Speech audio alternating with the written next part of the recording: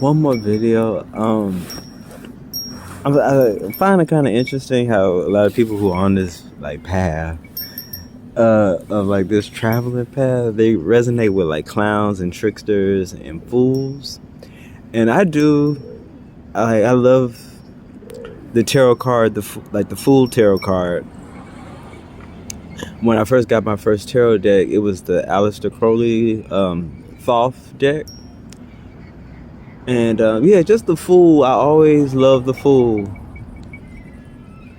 And that was just for tarot. But even as a child, I didn't necessarily like clowns, but I liked like tricksters and people who were comical and stuff and wanted to be that.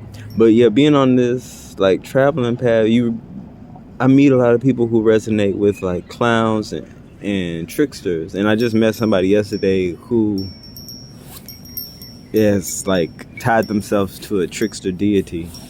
And I think it's kind of interesting. It's like if that's not a collective consciousness, yeah, I don't know. Like, it's so many people that I've met. Like, they neither want to be like clownish, or they might not look clownish, but they've connected themselves with a trickster. And I don't think of myself as so much of a trickster, but I love the trickster.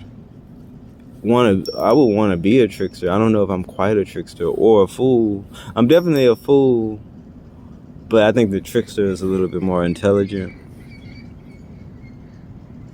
And I don't know, the rebellion also like comes out of so much anger of, I think, being rejected and yeah, you're not finding your place. So talking to this person yesterday, like, I don't know, we're both of color, so we were talking about like the difficulties of like, we're in community, but it's also hard to be in community when people don't quite get where you're coming from or understand things about you, and kind of losing that hope of trying to get people to understand things about you, yet you're still one of them, like you're still in community with them, because we're still on this type of path of like traveling and trying to non-conformity, in a sense, in this kind of type of way, in a certain type of way, where I guess it's more of a, I don't know what to say, but yeah, I think so. He also has been doing it about as long as I have, and maybe we'll give up, but yeah, just like he's at a point where he's just chilling and I'm just chilling, and I just, I would think in the beginning I really wanted community, and I have community, but I'm not like seeking it out. Let's like insert myself into community, but it's like I know it's there, but I'm just not willing to like do all the things and like deal with all the things that come with it. So I'm just chilling right now, but I love them. I love the people who are on this path, because every now and then you meet up with them and you be like, okay, I'm not alone, and people somewhat get what it is that I'm doing. Also learning more about like archetypes that I didn't like resonate with, but I see now, like the stoner. Like I'm not a stoner, but I deal with like psychedelics, but the stoner is more resonated with like the rebellion like the rebellious archetype, or the maverick, or like the rebel archetype, and that's like tied into that too with like the fool, and then the orphan. Like I'm an orphan, and it's hard to call yourself that as an adult, but because of being an orphan, it's changed me in a way that if you know about the orphan archetype, it's like I resonate with it, because it's like the orphan has a distrust, or it doesn't believe in innocence, or it envies innocent because it lost their innocent, because they never had a chance to be innocent. or their innocence was taken away really quickly. So when they see something that's innocent, they kind of like envy it, or they think it's like dumb, you know. And I don't know. I'm not mad at anybody for like their innocence. Like I would think I would cherish innocence.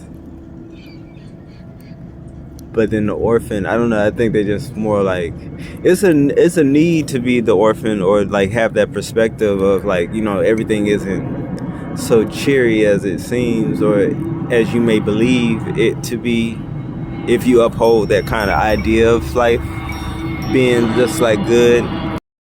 It's like it's good to have a realistic perspective. And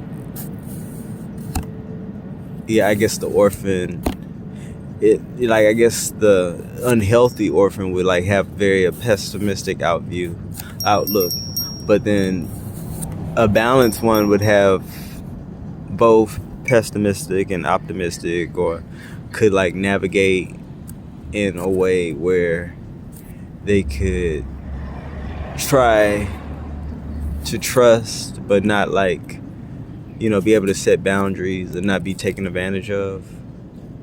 So it's interesting. But the trickster and the fool and the clown and the gesture, I see that a lot with travelers, and I think that's really cool, that that collective consciousness, because that's another thing where people already have like preconceived notions of who you are. They'll be like, oh, I've been there, like they'll see you on the streets.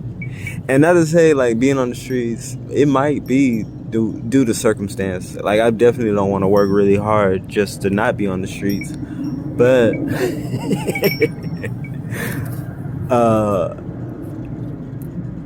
like meeting other people who have chose this because they want to just travel around and move around, there is a like-mindedness that I see within us.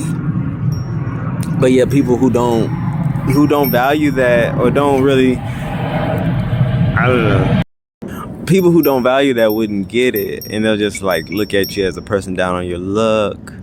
Or maybe if you had like the guitar and the dog, maybe they'd be like, oh, okay, that's the traveler. But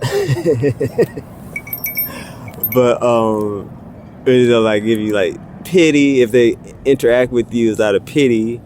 But it was one thing like about Jack Kerouac. He felt like everybody was envious of his choice, but I guess the people he was around might have wanted to be more like him. But I don't think everybody wants to be like this. I don't think everybody wants to do this. I don't know. But I think in his readings, like what I heard, or at least in one point of the book, maybe the person like got a better, was enlightened later on. He believed everybody wanted to be doing what he was doing, which was like living off the land or traveling around like this. And yeah, some people want to do it, but yeah, some people, whether some people do or don't, I don't think everybody wants, like, it's like you can't really just really for sure say like everybody wants to do this. So everybody wants different things. Why they want different things, it may differ. Like, I don't know. Anyway, that's it. Yeah. But that is interesting. Like now I just learned about a new trickster god that I didn't really know about. I won't say the name because I don't want to reveal the person. But like now I was like, oh, that's a trickster god. Like I've heard the name, but I didn't know it was a trickster.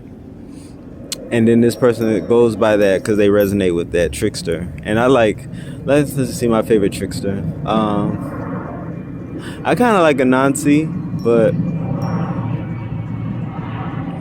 I really like Kali. Like I love Kali. I don't know if Kali's necessarily a trickster, but I know she cares for the trickster. Well, I guess Shiva would be more kind of like a trickster, but I don't resonate quite with Shiva, but I like him. But let's see anybody else I could think of. Mainly like the fool or just trickster archetype. Pan from Hunchback of Notre Dame. That's my guy. That's my. If you ever watched Hunchback of Notre Dame, Clopan. That's like that's the top level trickster. And I love him. Like he just like and then he gone. Like he do his thing and he go. And Esmeralda too. Like she's so elusive. She's definitely got like a trickster. Anyway, I'll talk to y'all later.